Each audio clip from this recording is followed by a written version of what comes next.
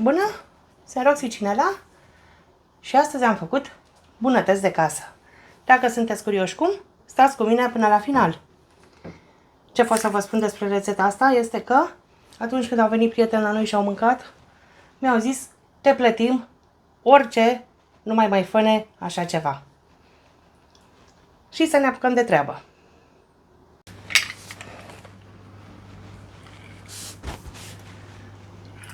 Înlocuim iaurtul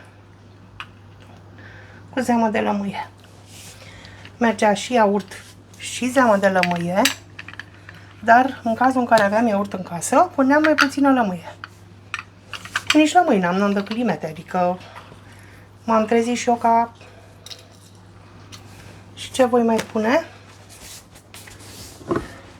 Ulei de măsline.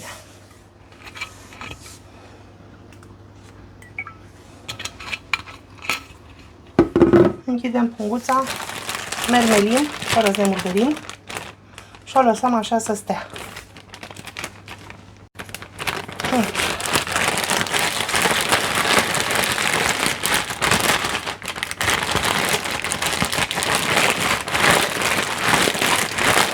Se ia și pe pungă, dar am pus destul. Nu ajunge. Și acum, cât avem timp. Eu voi lăsa cărnița să stea până fac coca. Cam o oră.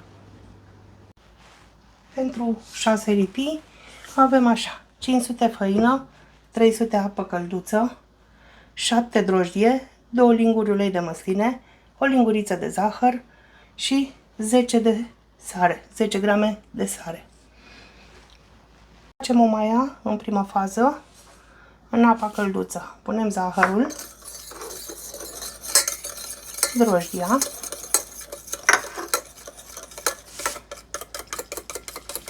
și lăsăm 10 minute.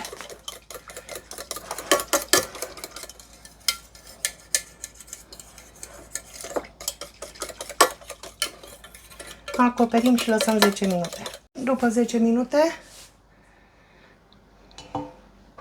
sarea, bolovan. Unde am vrut să o pun împrăștiată, dar nu-i nimic, o facem așa. Și am împrăștiat-o. Ulei.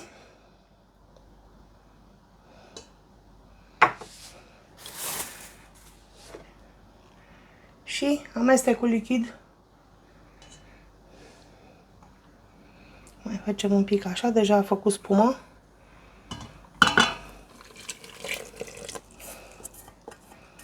Punem bine totul.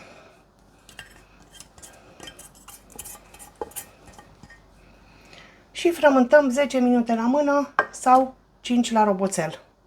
După 5 minute la roboțel, eu sunt cu roboțelul, așa arată coca mea. Se lipește foarte puțin. Am uns un castron cu ulei.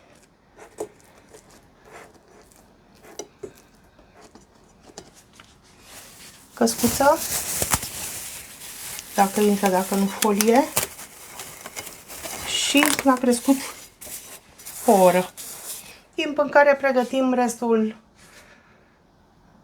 ingredientelor pentru shawarma. Cartofi, salată, varză, fiecare ce pune. Pentru că nu am pus nimic iute în cărniță, voi face așa.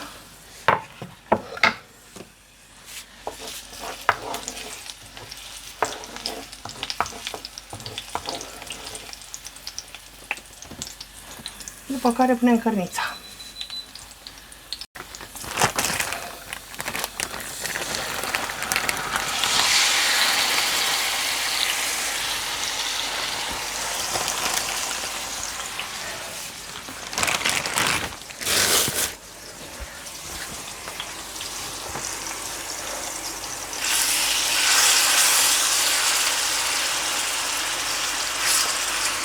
Noi am pus și voi pune acum puțin usturoi și boia afumată. Și lăsăm așa să se facă până se duce din zeamă. Pudră de usturoi, cum spuneam,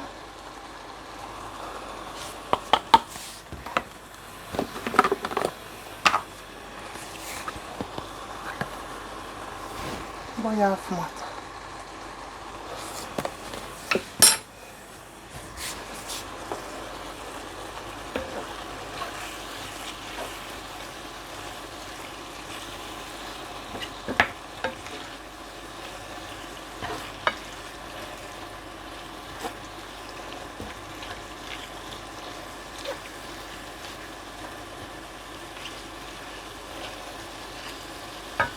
Foc mai mare, mă și grăbesc, dar nici să nu zacă în apă.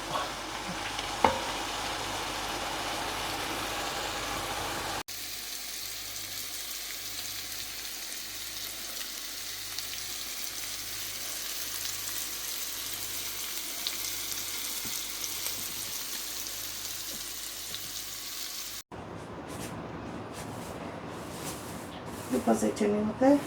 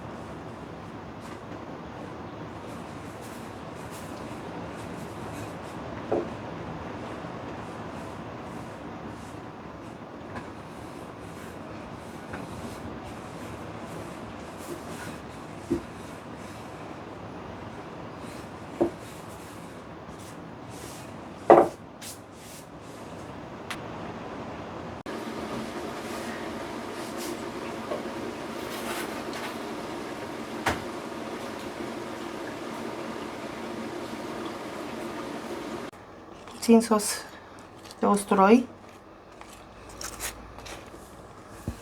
ca să facă priză toate ingredientele, cărniță,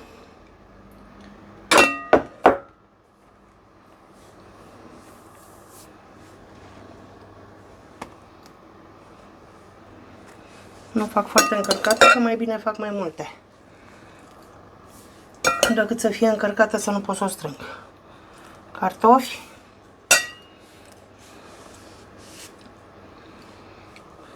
ceapă, așa se cere, așa se face. Eu am și pus ceva verdeață, dar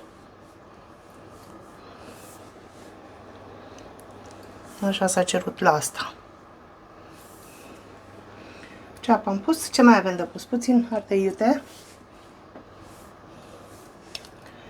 să o usture și sosurile.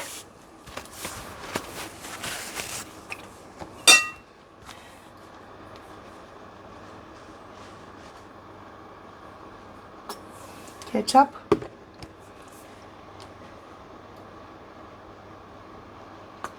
și sos de curry.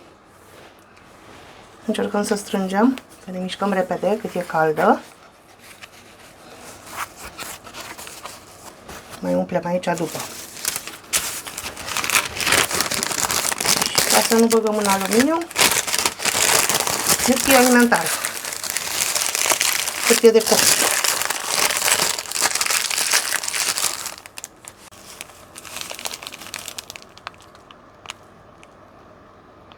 Asta este șaorma mea de astăzi. Sper să încercați rețeta și să-mi spuneți dacă vă place. Roxy Cinela vă pupă!